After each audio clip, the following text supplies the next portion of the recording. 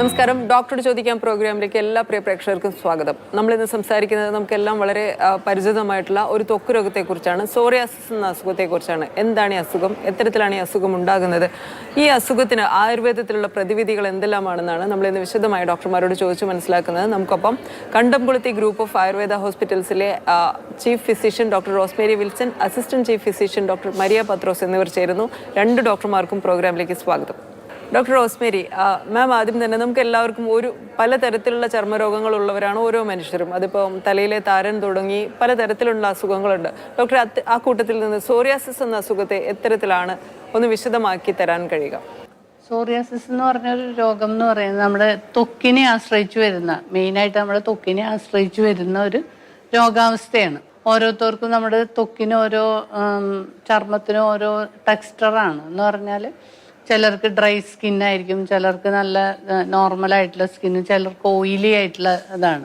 അപ്പം അങ്ങനെയുള്ള ഈ ചർമ്മത്തിന് അല്ലെങ്കിൽ ത്വക്കിനെ ആശ്രയിച്ച് വരുന്ന ഒരു രോഗമാണ് സോറിയാസിസ് എന്ന് പറയുന്നത്.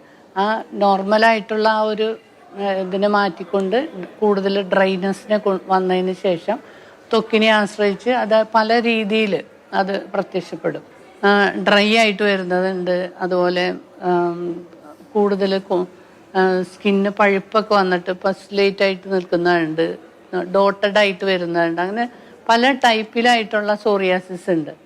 അത് ശിരസിനെ ആശ്രയിച്ച് വരുന്നതും ഒക്കെ ഉണ്ട്. ഇതെന്ന് പറഞ്ഞാൽ ആയുർവേദീയമായിട്ട് പറയുമ്പോൾ അതിനെ ത്രിദോഷജമായിട്ട് വരുന്ന ഒരു 3 വാതപിത്ത കഫങ്ങൾക്ക് ദുഷ്ടി വന്നിട്ടുണ്ടാകുന്ന ഒരു രോഗമാണ്. അതുപോലെ ആയുർവേദത്തിൽ കുഷ്ഠം എന്ന് പറഞ്ഞാൽ ശരീരത്തിൻ്റെ ത്വക്കിനെ ആശ്രയിച്ച് വരുന്ന പല രോഗങ്ങളും അതിൽ ഇൻവോൾവ് ചെയ്ത് വരുന്നുണ്ട്. അതിൽ പല രീതിയിലുള്ള ഇത്തരത്തിലുള്ള പല ലക്ഷണങ്ങളോടുകൂടി കാണപ്പെടുന്ന ഒന്നാണ് ഈ സോറിയാസിസ് എന്ന് പറയുന്നത്. ഡോക്ടർ, ഇപ്പോൾ ഈ അസുഖം വരാൻ എന്തെങ്കിലും പ്രത്യേക കാരണങ്ങളുണ്ടോ? ഇപ്പോൾ പലപ്പോഴും പല അസുഖങ്ങളും നമ്മൾ ജീവിതശൈലി കൊണ്ടോ അല്ലെങ്കിൽ നമ്മൾ ഭക്ഷണത്തിലെ തകരാറുകൾ കൊണ്ടോ ഒക്കെ നമുക്ക് പല അസുഖങ്ങളും പിടിപെടാറുണ്ട്. ഇത്തരത്തിൽ എന്തെങ്കിലും ഒരു കാരണമാണോ സോറിയാസിസ് എന്ന ചർമ്മരോഗത്തിന് കാരണം? ത്വക്ക് രോഗങ്ങൾ പ്രധാനമായിട്ടും എല്ലാ ത്വക്ക് രോഗങ്ങൾക്കും തന്നെ ആഹാരവുമായിട്ട് വളരെയധികം ബന്ധമുണ്ട്. വിരുദ്ധാഹാരങ്ങളെ കൊണ്ട്, നമ്മൾ പഥ്യമല്ലാത്ത ആഹാരങ്ങളെ കൊണ്ടും അതുപോലെ വിഹാരങ്ങളെ കൊണ്ടും എക്സ്ട്രീമായിട്ടുള്ള ക്ലൈമറ്റുകളിൽ കൂടുതൽ വിയർക്കുന്ന പ്രകൃതമുള്ളവരിലും അതുപോലെ ഒട്ടും തന്നെ വിയർക്കാത്ത പ്രകൃതമുള്ളവരിലും നമ്മുടെ രോമകൂപങ്ങളിൽ കൂടെ അഴുക്കും സ്വെറ്റും ഒക്കെ പുറത്തേക്ക് പോകാതെ അടിഞ്ഞു കൂടിയിരിക്കുന്ന അവസ്ഥയിൽ അവിടെ ദുഷ്ടി സംഭവിച്ചിട്ട് ഇത്തരത്തിലുള്ള സ്കെയിലിങ്ങും ത്വക്ക് രോഗങ്ങളും ഉണ്ടാകാനുള്ള ഈ സോറിയാറ്റിക് ചേഞ്ചസ് ഉണ്ടാകും. അതുപോലെ തന്നെ കൂടുതൽ ശരീരം വിയർക്കുന്നവരിലും ഇത്തരത്തിലുള്ള സോറിയാറ്റിക് രോഗങ്ങൾ, അത് പല ടൈപ്പാണ്. ഓരോന്നിനും ഓരോ ലക്ഷണങ്ങളും ചികിത്സകളിലും അതിന് വ്യതിയാനങ്ങളുണ്ട്. എന്തായാലും വിരുദ്ധാഹാരങ്ങൾക്ക് ഇതിന് വളരെയധികം പ്രാധാന്യമുണ്ട് ആഹാര രീതിയിൽ. അതോടൊപ്പം തന്നെ നമുക്ക് കൂടുതലായിട്ട് സ്ട്രെസ്സ് വരിക, ഉറക്കക്കുറവുണ്ടാവുക, രാത്രി കൂടുതലായിട്ട് എഴുന്നേറ്റിരിക്കേണ്ട ഒരു അവസരം, ഇങ്ങനെയൊക്കെ വരുന്നതിൽ ഇങ്ങനെ വരുന്ന ഈ സോറിയാറ്റിക് ചേഞ്ചസ് കൂടാനുള്ള ചാൻസസ് എപ്പോഴും ഉണ്ട്. ഡോക്ടർ, അതുപോലെ തന്നെ ഇപ്പോൾ സോറിയാസിസ് എന്നൊരു അസുഖം വരുമ്പോൾ നമുക്ക് എങ്ങനെയാണ് അതിൻ്റെ ലക്ഷണങ്ങൾ മനസ്സിലാകും? ഇപ്പോൾ ഡ്രൈ സ്കിന്നുള്ളവർ, നിരവധി ഡ്രൈ സ്കിന്നുള്ള ആളുകളുണ്ട് നമ്മുടെ ഇടയിൽ. അതുപോലെ തന്നെ കരപ്പൻ വരുന്നുണ്ട്, തലയിൽ താരനുള്ളവരുണ്ട്. അങ്ങനെ നിരവധി അസുഖങ്ങൾക്കിടയിൽ നിന്ന് സോറിയാസിസിൻ്റെ ലക്ഷണങ്ങൾ കൃത്യമായിട്ട് എങ്ങനെയാണ് നമ്മൾ മനസ്സിലാക്കേണ്ടത്? വളരെ നേരത്തെ ഇത് കണ്ടെത്തി ചികിത്സ തുടങ്ങിക്കഴിഞ്ഞാൽ നമുക്ക് ഡോക്ടർ പറയുന്നതിന് മനസ്സിലാവുന്ന പെട്ടെന്നൊരു മരുന്ന് കഴിച്ച് അല്ലെങ്കിൽ ഒരു ചെറിയ കാല ചികിത്സ കൊണ്ട് അങ്ങനെ പാടെ മാറ്റിയെടുക്കാവുന്ന ഒരു അസുഖമാണ് എന്ന് തോന്നില്ല. ദീർഘകാലമായ ചികിത്സ ആവശ്യമുള്ള ഒരു അസുഖമായിട്ടാണ് മനസ്സിലാകുന്നത്. എത്തരത്തിലാണ് ഈ അസുഖത്തിൻ്റെ ലക്ഷണങ്ങൾ നമ്മൾ മനസ്സിലാക്കേണ്ടത്? ഇതിൻ്റെ സിവിയറിറ്റി കുറയ്ക്കാൻ എങ്ങനെയാണ് ഓരോരുത്തരും എങ്ങനെയാണ് ഇത് മാനേജ് ചെയ്യേണ്ടത്? സോറിയാസിസിൻ്റെ ലക്ഷണങ്ങൾ എന്ന് പറഞ്ഞാൽ പല രീതിയിലാണ് അത് കാണപ്പെടുന്നത്. സോറിയാസിസ് എന്ന് പറഞ്ഞാൽ നല്ല തിളക്കമുള്ള സ്കെയിൽസ് ആയിട്ട് അത് പൊഴിഞ്ഞു വന്ന ഡ്രൈ ആയിട്ട് വരുന്നതുണ്ട്. അതെപ്പോഴും ഒരു വാതജമായിട്ട് വരുന്നതാണ്. അതുപോലെ തന്നെ ചുമന്ന കുത്തുകളായിട്ട് വരുന്ന അതിൽ അധികവും പിത്ത പ്രധാനമായിട്ട് വരുന്ന ഒന്നാണ്. നേരത്തെ നമ്മൾ സൂചിപ്പിച്ചോണം അത് അതിൻ്റെ സ്കിന്നിന് പസ്റ്റുലേറ്റ് ആയിട്ടെന്ന് പറഞ്ഞാൽ അത് ചൊറിച്ചിലും പഴുപ്പും ഒക്കെ വരുന്ന അവസ്ഥയിൽ അന്ന് ഇടയ്ക്ക് ഡ്രൈ ആയിട്ട് മാറുന്നൊക്കെ രീതിയിൽ വരുന്ന ചർമ്മം കട്ടി പിടിച്ച് അങ്ങനെയൊക്കെ വരുന്ന അവസ്ഥയിൽ അത് കബജമായിട്ട് വരുന്ന ഒന്നാണ്. ഇത് തന്നെ പല രീതിയിലുള്ളതുണ്ട്. അതിൻ്റെ ചികിത്സകളും ഡിഫറെൻ്റ് ആണ്. ചിലരുടെ തലയിൽ സ്കാൽപ്പിൽ ചെറിയ പൊടിയായിട്ടുള്ള താരൻ വരുന്ന അവസ്ഥയുണ്ട്. അപ്പോൾ അതൊരു കണ്ടിന്യൂസ് ആയിട്ട് അങ്ങനെ നിൽക്കുന്ന അവസ്ഥയിൽ അതിനെ മാറുന്ന രീതിയിലുള്ള ഓയിലൊക്കെ തേച്ച് നമ്മൾ കുളിച്ച് അതുപോലെ താളികളൊക്കെ ഉപയോഗിച്ച് കുളിച്ച് അതിനെ മാറ്റിയെടുക്കാനായിട്ട് സാധിക്കും. എന്നാൽ സ്കാൽപ്പിൽ വരുന്ന അതിൻ്റെ ക്യൂട്ടിക്കിളിനോട് ചേർന്ന് വന്നിട്ട് അത് പൊറ്റ പോലെ നിന്നിട്ട് അതിൻ്റെ ഹെയറിൻ്റെ റൂട്ടോട് കൂടി പൊഴിഞ്ഞു പോകുന്ന, അല്ലെങ്കിൽ മുടി കംപ്ലീറ്റ് ആയിട്ട് അതിൻ്റെ റൂട്ട് കളയുകയും അതുപോലെ തലയിൽ സ്കെയിലിംഗ് ആയിട്ട് കട്ടി പിടിച്ച് നിൽക്കുന്ന അതൊക്കെ തലയിലുണ്ടാവുന്ന സോറിയാറ്റിക് ചേഞ്ചസ് ആണ്. ചിലരിൽ തലയിൽ മാത്രമായിരിക്കും ആദ്യം ഇത് കാണുക. അത് കഴിഞ്ഞിട്ട് ദേഹത്തേക്ക് കൈയുടെ മുട്ട്, കാലിൻ്റെ മുട്ട് മുതലായിട്ടുള്ള ഭാഗങ്ങളിലേക്ക് അത് പടരുകയും കാലക്രമേണ ദേഹത്ത് മുഴുവനായിട്ട് ഇതുപോലെ പസ്ലേറ്റായിട്ട് വരുന്ന സോറിയാറ്റിക് ചേഞ്ചസ് കാണാറുണ്ട്. അത് റെയറായിട്ട് കാണുന്നവർ, വളരെ കുറവായിട്ട് കാണുന്ന ഒന്നാണ്. പക്ഷെ അങ്ങനെ വരുന്നതിൽ വളരെ ശ്രദ്ധാപൂർവമുള്ള ചികിത്സ, പത്യനിഷ്ഠയോടുകൂടി ദീർഘകാലമുള്ള ചികിത്സകൾ ആവശ്യമായിട്ട് വരും. ഇനി കൈയിനും കാലിലും ഒക്കെ വരുന്ന ഇതുപോലെ വിണ്ട്, കൈകാലുകൾ വിണ്ട്, അതുപോലെ അവിടുത്തെ സ്കിൻ ഡ്രൈ ആയിട്ട് പൊളിഞ്ഞു പോകുന്ന അവസ്ഥ, അതാണ് പാമാർ ആൻഡ് പ്ലാന്റാറായിട്ട് കാലിൽ വരുന്നതിന് പ്ലാന്റാർ സോറിയാറ്റിക് ചേഞ്ചസ് എന്ന് പറയും. എപ്പോഴും ഡ്രൈ ആയിട്ടുള്ള സ്കിന്നായിരിക്കും. അപ്പോൾ അതിൽ നമ്മൾ ഓയിലി ആയിട്ടുള്ള അല്ലെങ്കിൽ മെഡിക്കേറ്റഡ് ആയിട്ടുള്ള നെയ്യ് തേക്കുന്നത് കൊണ്ട് അതിൻ്റെ ആ ഡ്രൈനെസ്സിനെ തീർക്കാനും അതിന് ഹീലിംഗ് ആയിട്ടൊക്കെ പറ്റുന്ന ഔഷധങ്ങളെ കൊണ്ടുള്ള ലേപനങ്ങൾ എക്സ്റ്റേണലായിട്ട് ഉപയോഗിക്കാവുന്നതാണ്. ഇനി ഇതിൻ്റെ ഒരു ചികിത്സയെക്കുറിച്ച് പറയുകയാണെങ്കിൽ ചികിത്സയെ കുറിച്ച് നമുക്ക് വിശദമായി സംസാരിക്കാം. അതിന് തൊട്ട് മുന്നേ നമുക്കൊരു പ്രേക്ഷകൻ കോൾ വെയിറ്റ് ചെയ്യുന്നുണ്ട്. ലീനയാണ് കൊല്ലത്ത് നിന്ന്. ലീന, സ്വാഗതം. ഡോക്ടർ സംസാരിച്ചോളൂ. കൈയുടെ പുറത്ത് ഇങ്ങനെ കട്ടിയായിട്ട് തൊലി വന്നിട്ട് ചൊറിച്ചിൽ വന്നിട്ട് അത് ചെറുതായിട്ട് പൊട്ടി, ബ്ലഡ് വരത്തില്ല, വെള്ളം പോലെ ഏതാണ്ട് വന്നു, വേദനയുണ്ട്, അങ്ങനെ വന്നിട്ടുണ്ടായിരുന്നു കൈയുടെ പുറത്ത്. ഇപ്പോഴും ഒരു കയ്യിൽ മാത്രമാണോ അതോ രണ്ട് കയ്യിലും ഉണ്ടോ? ഒരു കയ്യിൽ മാത്രമേ ഉള്ളൂ, വിരലിന്റെ പുറത്തായിട്ട്. എന്ന് പറഞ്ഞാൽ നമ്മളിപ്പോ കൂടുതലായിട്ട്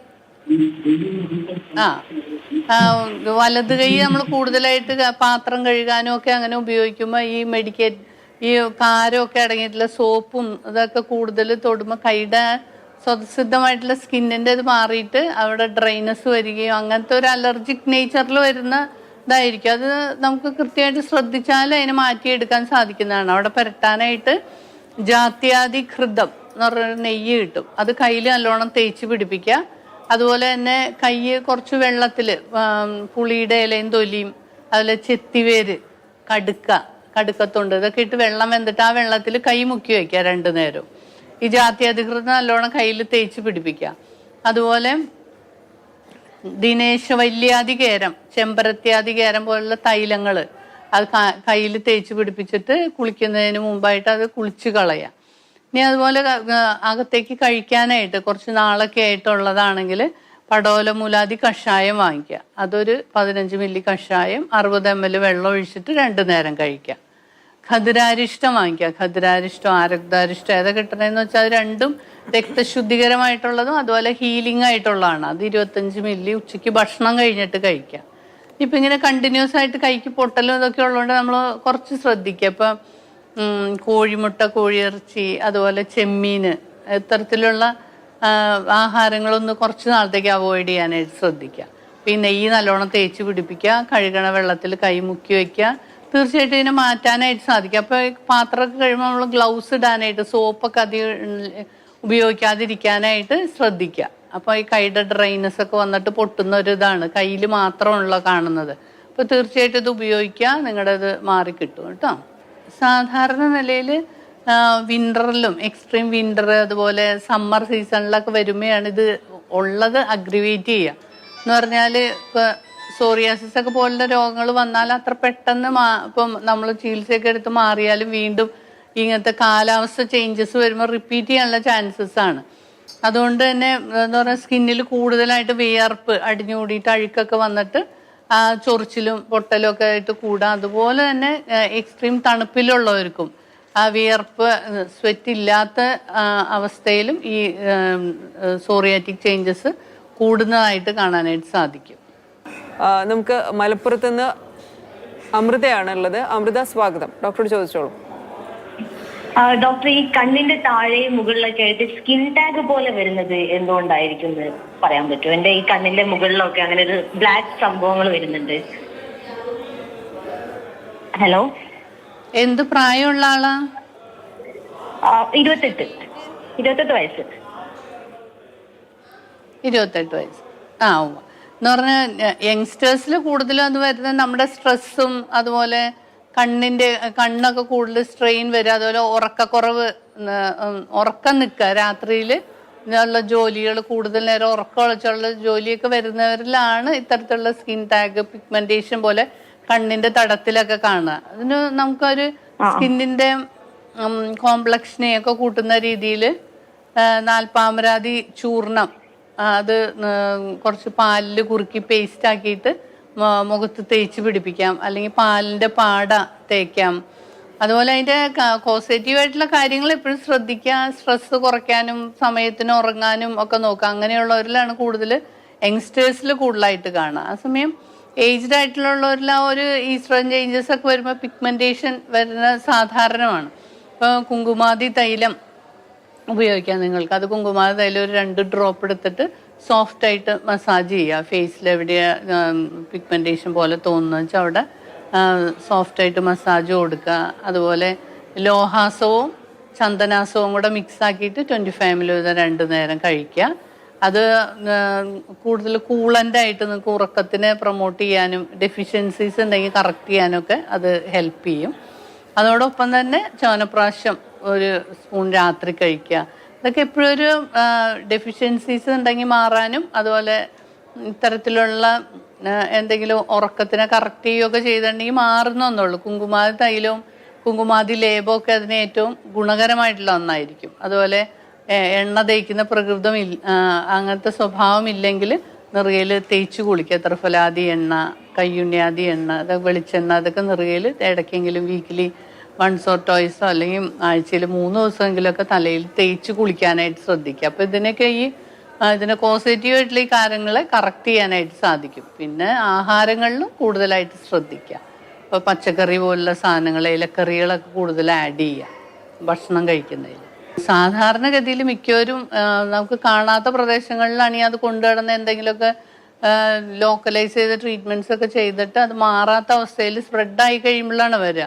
അങ്ങനെയുള്ളൊരവസ്ഥയിൽ തീർച്ചയായിട്ടും ചിലപ്പോൾ ഹോസ്പിറ്റലൈസ് ചെയ്തിട്ട് എന്ന് പറഞ്ഞാൽ ശരീരം ശുദ്ധി ചെയ്തതിന് ശേഷം ശോധന ഔഷധങ്ങളെ കൊണ്ട് ശരീരം ശുദ്ധി ചെയ്തതിന് ശേഷം മാത്രമാണ് അത് ഹീൽ ചെയ്യാനുള്ള ഔഷധങ്ങൾ കൊടുക്കുക. അങ്ങനെയാണ് ഈ സോറിയാസിസ് പോലുള്ള രോഗങ്ങൾക്ക് ചികിത്സകൾ നിശ്ചയിക്കുക.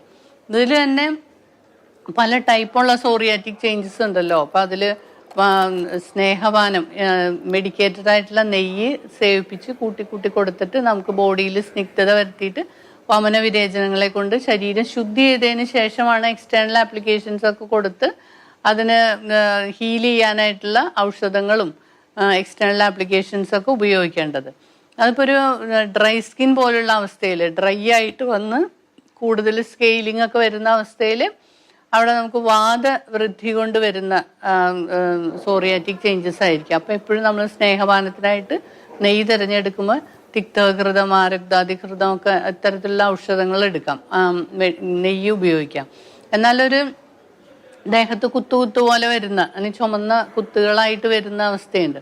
അതിലൊരു പിത്തവൃദ്ധിയാണ്, പിത്തജമായിട്ട് കാണുന്ന ഒന്നാണ്. അതിൽ നമുക്ക് ഉപയോഗിക്കാവുന്ന നെയ്യ് എന്ന് പറയുന്നത് പടോലമൂലാദി ഘൃതം ഉപയോഗിക്കാം. ഇനി കവചമായിട്ട് വരുന്ന കൂടുതൽ പസ് ഫോമേഷൻ വന്ന് സ്കിന്ന് പോകുന്ന വേദനയും നീരും ഒക്കെ വരുന്ന ഒരവസ്ഥയിൽ അങ്ങനെയുള്ള സ്റ്റേജസിൽ നമുക്ക് സ്നേഹപാനത്തിനായിട്ട് ഉപയോഗിക്കുമ്പോൾ ഗുൽഗുലുക്ത ഘൃതമൊക്കെയാണ് ഉപയോഗിക്കുക. ഇതൊരു ഡോക്ടറുടെ നിർദ്ദേശപ്രകാരം ഡോക്ടറുടെ അണ്ടറിൽ ശ്രദ്ധാപൂർവം ചെയ്യേണ്ട കാര്യങ്ങളാണ്. ബോഡിയുടെ സ്നിഗ്ധത മനസ്സിലാക്കിയിട്ട് ഔഷധം കൊടുത്ത് വമനം ചെയ്ത് അതിനുശേഷം നമ്മൾ ഇത്തരത്തിലുള്ള ചികിത്സകളും ഔഷധങ്ങളും ഒക്കെ കൊടുക്കുമ്പോൾ വളരെ ഫാസ്റ്റായിട്ടും അല്ലെങ്കിൽ നമുക്ക് പ്രത്യക്ഷത്തിൽ വളരെയധികം ക്യൂറേറ്റീവായിട്ട് അത് മാറുന്ന പെട്ടെന്ന് തന്നെ നമുക്ക് കാണാനായിട്ട് സാധിക്കും. ഡോക്ടർ മരിയ, നമ്മളിപ്പോൾ അസുഖത്തെക്കുറിച്ച് സംസാരിച്ചു. ഇനി ഈ അസുഖം വരുന്ന ആളുകൾക്ക് എന്തെങ്കിലും തരത്തിലുള്ള ആഹാര നിഷ്കർഷകൾ പറയാറുണ്ടോ? തീർച്ചയായും ഉണ്ട്. ഇപ്പൊ ഡോക്ടർ പറഞ്ഞതുപോലെ തന്നെ ഒരുപാട് കാരണങ്ങൾ സോറിയാസിസിന് ഒരുപാട് കാരണങ്ങളുണ്ട് അത് വരാനായിട്ട്. അതുപോലെ തന്നെ ഏറ്റവും പ്രധാനപ്പെട്ട ഒരു കാരണം എന്ന് പറയുന്നത് നമ്മുടെ ലൈഫ് സ്റ്റൈലും അതുപോലെ നമ്മുടെ ഫുഡ് ഹാബിറ്റ്സും തന്നെയാണ്. അതിൽ ഉറക്കമില്ലായ്മ, ഇപ്പോൾ കൂടുതൽ പേർക്കുള്ള, ഇപ്പോൾ കുറേ പേരൊക്കെ രാത്രി കാലങ്ങളിലാണെങ്കിലും മൊബൈൽ യൂസ് ചെയ്യുന്നുണ്ട്, വർക്ക് ചെയ്യുന്നവരുണ്ട്. അതുപോലെ തന്നെ അതിനോട് സംബന്ധിച്ച സ്ട്രെസ്സ്, ഇതൊക്കെ ഇതിനൊരു മെയിൻ കാരണമാവുന്നുണ്ട്. അപ്പോൾ അതുപോലെ തന്നെ ഫുഡിൻ്റെ കാര്യത്തിൽ നോക്കുകയാണെങ്കിൽ നമ്മൾ എരിവ്, പുളി, അതുപോലെ സ്പൈസി ആയിട്ടുള്ള അങ്ങനത്തെയുള്ള ഫുഡുകളൊക്കെ ഇത് നമ്മുടെ ബോഡിക്ക് ഡ്രൈനസ് വരുത്താനും ഈ അവസ്ഥ കൂടാനും ഒക്കെ അതിന് കാരണമാകുന്നുണ്ട്. അതുപോലെ തന്നെ ആൽക്കഹോൾ അല്ലെങ്കിൽ മദ്യപാനം അല്ലെങ്കിൽ സിഗരറ്റിൻ്റെ ഉപയോഗമൊക്കെ ശരീരത്തിൽ ഇൻഫ്ലമേഷൻ കൂട്ടാനും ഈ അവസ്ഥ കൂടുതലാവാനൊക്കെ അതിന് കാരണമാവുന്നുണ്ട്. പിന്നെ അതുപോലെ തന്നെ കോഴിയിറച്ചി, കോഴിമുട്ട, അതുപോലെ ഷെൽഡ് ഫിഷുകൾ, അതായത് ഞണ്ട്, ചെമ്മീൻ, അങ്ങനെയുള്ള കടലിലുള്ള ഷെൽഡ് ഫിഷുകളൊക്കെ ഈ അവസ്ഥ കൂടുതലാവാനുള്ള ചാൻസസ് ഉണ്ട്. അപ്പോൾ അതൊക്കെ പരമാവധി തന്നെ ഒഴിവാക്കാനായിട്ട് ശ്രദ്ധിക്കുക. പിന്നെ അതുപോലെ തന്നെ ധാരാളം വെള്ളം കുടിക്കുക എന്ന് പറയുന്നത് ശരി തന്നെയാണ്. നമ്മുടെ ബോഡിയിലെ ഡ്രൈനെസ് കുറയാനും അതുവഴി ഈ ചൊറിച്ചിൽ അതുപോലെ തന്നെ ഈ അവസ്ഥയൊക്കെ കുറയാനും അത് ഒരുപാട് ഹെൽപ്ഫുള്ളാണ്. ഇറച്ചിയും അതുപോലെ തന്നെ തൈര്, അതുപോലെ തന്നെ മീന്, പാല്, ഇതൊക്കെ ഒരുമിച്ച് കഴിക്കുന്നതൊക്കെ വിരുദ്ധാഹാരത്തിൽ പെട്ടതാണ്. ഇത് നമ്മൾ എപ്പോഴെങ്കിലൊക്കെ ഒരു തവണ കഴിക്കുന്നതല്ല ഇതിന് കാരണമാവുമെന്ന് പറയുന്നത്. തുടർച്ചയായി നമ്മൾ ഇതുപോലെ തന്നെ വിരുദ്ധാഹാരം കഴിക്കുന്നതാണ് ഈ പറയുന്ന സ്കിൻ ഡിസീസസിനൊക്കെ കാരണമാവാൻ ഒരു സാധ്യതയുള്ളത്.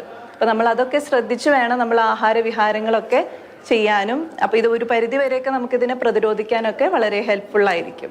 ഇതൊരു പകരുന്ന രോഗമല്ല, ഒരാളിൽ നിന്ന് മറ്റൊരാളിലേക്ക് പകരുമില്ല. അതുപോലെ ഹെറിഡിറ്ററി ആയിട്ട് വരുന്നും പറയാൻ പറ്റില്ല. മറ്റു രോഗങ്ങൾ വരുന്നത് പോലെ വരാമെന്ന് മാത്രമേ ഉള്ളൂ, അല്ലാതെ ഒരാൾക്ക് വന്നുകൊണ്ട് അടുത്ത ആൾക്ക് വരണം അങ്ങനത്തെ ഇതില്ല. പിന്നെ ഇതിൻ്റെ ചികിത്സയിൽ വളരെയധികം ഔഷധങ്ങൾ, ഇപ്പോൾ ഓരോരുത്തരുടെ സ്കിന്നിൻ്റെ കോംപ്ലക്ഷൻ നോക്കിയിട്ട്, ഇപ്പോൾ ഡ്രൈ ആയിട്ട് വരുന്ന അവസ്ഥയിൽ ആ ചികിത്സയുടെ ഇതിൽ വളരെയധികം വ്യത്യാസമാണ്. ഇപ്പോൾ ഡ്രൈ ആയിട്ട് വരുന്ന സ്കിന്നിൽ നമ്മളെപ്പോഴും ഇത്തരത്തിലുള്ള എക്സ്റ്റേണൽ ആയിട്ടുള്ള പേസ്റ്റുകൾ ഇടുമ്പോൾ അത് തേങ്ങാപ്പാലിൽ കുറുക്കി പേസ്റ്റ് ആക്കിയിട്ട് എക്സ്റ്റേണലായിട്ട് അപ്ലൈ ചെയ്യാനായിട്ട് കൊടുക്കും. അതുപോലെ തന്നെ പിത്തജമായിട്ട് വരുന്ന ഇതിൽ ഡോട്ടഡ് ആയിട്ടൊക്കെ വരുന്ന അതിൽ ഈ നാൽപ്പാമര ചൂർണവും അതുപോലെ ചന്ദനം, രക്തചന്ദനം, അതുപോലെ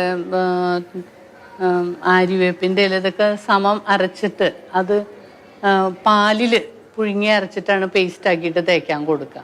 ഇതുപോലെ പഴുപ്പൊക്കെ വരുന്ന അവസ്ഥയിൽ അത് കാടിവെള്ളത്തിൽ എന്ന് പറഞ്ഞാൽ അതിൻ്റെ ഓരോ സ്കിന്നിൻ്റെ അവസ്ഥയ്ക്ക് അനുസരിച്ചിട്ട് അതിൻ്റെ ഹീലിംഗ് പവറിൽ വ്യത്യാസമാണ്. അപ്പോൾ അത്തരത്തിലുള്ള ഔഷധങ്ങൾ ഉപയോഗിക്കുമ്പോൾ എപ്പോഴും ഹോസ്പിറ്റലൈസ് ചെയ്താൽ നമുക്ക് പെട്ടെന്നൊരു റിസൾട്ട് കിട്ടും. ചിലർക്ക് ഹോൾ ബോഡിയിലായിട്ടാണ് ഇതൊക്കെ വരിക. നമ്മളിതുപോലെ ഔഷധങ്ങളെ കൊണ്ട് ശോധന ഔഷധങ്ങൾ കൊടുത്ത് ബോഡി ക്ലെൻസ് ചെയ്തിട്ട് ഇത്തരത്തിലുള്ള ചികിത്സകളിലേക്ക് പോകാം. അതുപോലെ തക്രധാര പോലെ മെഡിക്കേറ്റഡ് ആയിട്ടുള്ള കഷായങ്ങളിട്ട് വെന്ത തക്രം കൊണ്ടുള്ള ധാര, കഷായധാര, അതുപോലെ ഓയിലിട്ടിട്ട് പിഴിച്ചിൽ പോലുള്ള ഇതൊക്കെ തലയിലൊക്കെ ഇങ്ങനെ വരുന്ന അവസ്ഥയിൽ ഇത്തരത്തിലുള്ള ചികിത്സ ചെയ്യുന്നത് കൊണ്ട് വീണ്ടും വരാതിരിക്കാനൊക്കെ അവർക്ക്, അല്ലെങ്കിൽ ഒരു ലോങ് ടേം ആയിട്ട് അവർക്ക് ഇതിനെയൊക്കെ മാറ്റി നിർത്താനായിട്ട് സാധിക്കും. നമുക്ക് എരുമേലിയിൽ നിന്ന് രമേശ് എന്ന പ്രേക്ഷകന്റെ കോൾ ഉണ്ട്. രമേശ്, സ്വാഗതം. ഡോക്ടറോട് ചോദിച്ചോളൂ. പറഞ്ഞോളൂ ഡോക്ടർ. രണ്ട് കാര്യത്തെ കുറിച്ച് ചോദിക്കാനായിട്ടാണ്. നമസ്കാരം, പറയൂ.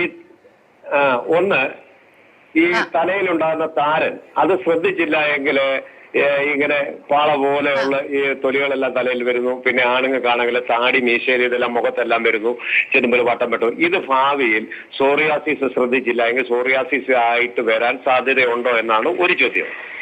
രണ്ടാമത്തെ ചോദ്യം, ബഹുമാനപ്പെട്ട ഡോക്ടർ പറഞ്ഞു വിരുദ്ധ ആഹാരത്തെ കുറിച്ച് പറഞ്ഞു. ആയുർവേദ ശാസ്ത്രത്തില് ബഹുമാനപ്പെട്ട ഡോക്ടർ ഈ പച്ചമോരും പിന്നെ ഈ പപ്പടവും, അതായത് ഭക്ഷണത്തെ കഴിക്കുമ്പോൾ പപ്പടവും പച്ചമോരും മിക്കവാറും സദ്യയിൽ, വെജ് സദ്യയിൽ, കല്യാണങ്ങളിൽ എല്ലാം ഉപയോഗിക്കുന്നത് പച്ചമോരും പിന്നെ ഈ പപ്പടവും കൂടെ കൂടിയ, അത് വിരുദ്ധ ആഹാരത്തിൽ പെടുമോ? ഈ രണ്ട് കാര്യങ്ങളാണ് ബഹുമാനപ്പെട്ട ഡോക്ടർ അറിയുന്നത്.